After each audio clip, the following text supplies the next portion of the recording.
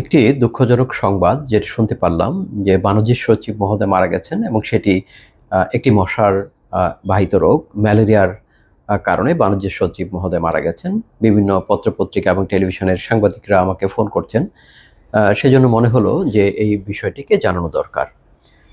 বাংলাদেশে আমরা দীর্ঘ সময় ধরে ঢাকা বা বিভিন্ন শহরে আমরা যে মশার সার্ভিলেন্স করি, সেখানে আমরা ম্যালেরিয়ার যে ভেক্টর অ্যানোফিলিস মশার প্রায় 6টি প্রজাতি আমরা ঢাকা শহরে বিভিন্ন সময় আমরা পেয়ে থাকি। গত সপ্তাহতেও আমরা বেশ ভালো ঘনত্বের অ্যানোফিলিস মশা পেয়েছি ঢাকাতে। ঢাকার উত্তরাতে সবচেয়ে বেশি পাওয়া যায়। এছাড়া প্রায় প্রতিটি অঞ্চলেই আমরা এখন অ্যানোফিলিস মশা পাচ্ছি। পৃথিবীর বিভিন্ন দেশে আরবান ম্যালেরিয়ার রেকর্ড আছে।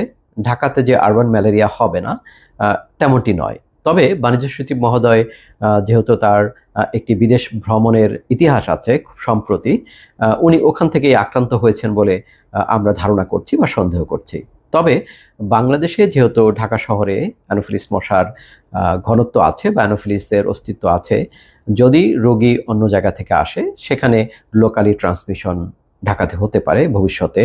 সেজন্য আমাদেরকে আগামভাবেই প্রস্তুত থাকা দরকার এবং ম্যালেরিয়ার ঝুঁকি এবং ম্যালেরিয়ার যে ভেক্টর ঢাকা শহরে আছে তার ভেক্টোরিয়াল ক্যাপাসিটি, স্পোরোজোয়েট রেট, এগুলো নিয়ে গবেষণা হওয়া দরকার এবং আমাদের প্রস্তুত থাকা প্রয়োজন বলে আমি মনে করি।